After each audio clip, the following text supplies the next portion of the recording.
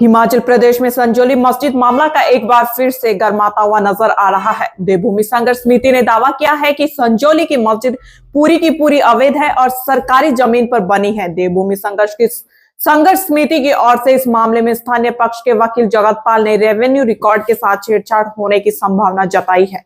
उन्होंने कहा कि अब तक के रेवेन्यू रिकॉर्ड और जमाबंदी में जमीन का मालिकाना हक हिमाचल सरकार के पास है।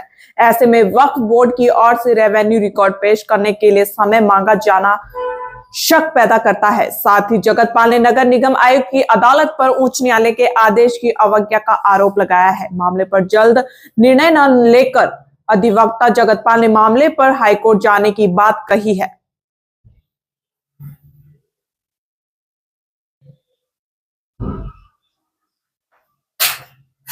हर बच्चे का सपना होता है कुछ बड़ा करने का, और उनके सपनों को साकार करने के लिए चाहिए एक मजबूत नींव।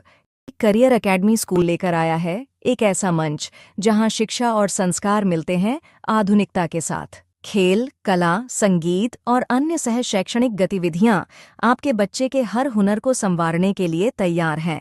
तो आइए अपने बच्चे के भविष्य को उज्जवल बनाएं। आज ही करियर एकेडमी स्कूल से जुड़ें। अधिक जानकारी के लिए दिए गए नंबर पर संपर्क करें। जो पिछले तकरीबन 60 बरस से जो जमीन वक्फ बोर्ड की नहीं है और ना हुई है, और पिछले 15 साल से वक्फ बोर्ड जिस जमीन का मालिकाना हक कोर्ट में नहीं बता पाए हैं, आज 21 दिसंबर को वो कोर्ट में कहते हैं कि हमारे को थोड़ा सा और समय दीजिए, हम रेवेन्यू रिकॉर्ड पेश करना चाहते हैं। हमने अभी जो आपको जमाबंदियां दिखाई, वो जमाबंदियां हैं जो वक्फ बोर्ड ने स्वयं कोर्ट के अंदर दाखिल की है अपने जवाब के साथ, और जिसमें रेवेन्यू रिकॉर्ड के मुताबिक हिमाचल प्रदेश सरकार प्रॉपर्टी की मालिक है और अहले इस्लाम जो है कास्ट कब्जे में है।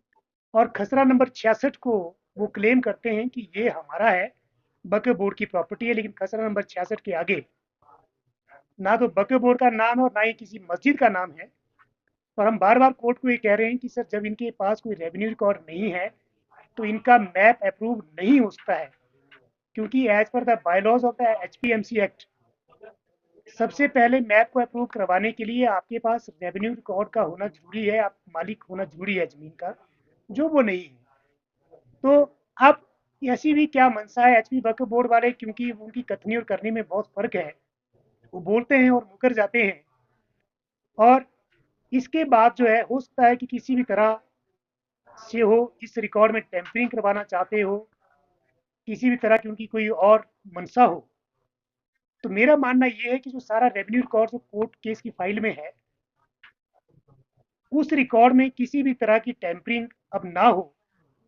और हम आपके चैनलों के माध्यम से रेवेन्यू एजेंसीज, हमारे डिप्टी कमिश्नर साहब, हमारे DPRO साहब, हमारे SDM साहब, हमारे तहसीलदार साहब, कानगो और पटवारी लेवल तक के जो ऑफिसर है हमारे, हम उनसे आग्रह करेंगे कि किसी भी तरह की टेम्परिंग करने की कोशिश इस रेवेन्यू रिकॉर्ड के साथ ना करें, क्योंकि ये revenue record already on record है और कोर्ट केस की फाइल में है।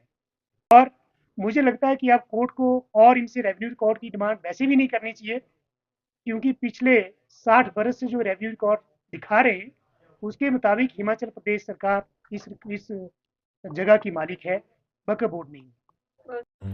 कोचिंग के क्षेत्र में अपनी अलग पहचान बना चुका BRC इंस्टीट्यूट करवाता है +1 +2 medical, non medical, JEE mains, advance NEET की कोचिंग। BRC इंस्टीट्यूट जाना जाता है अच्छे कंपटीशन के लिए, जहां हर साल सैकड़ों बच्चे कंपटीशन की तैयारी करते हैं, और BRC का हर साल का रिजल्ट सराहनीय है। इसके लिए एक अच्छा अनुशासन, अच्छा स्टडी मटेरियल, अच्छी फैकल्टी जो BRC इंस्टीट्यूट के पास अवेलेबल है।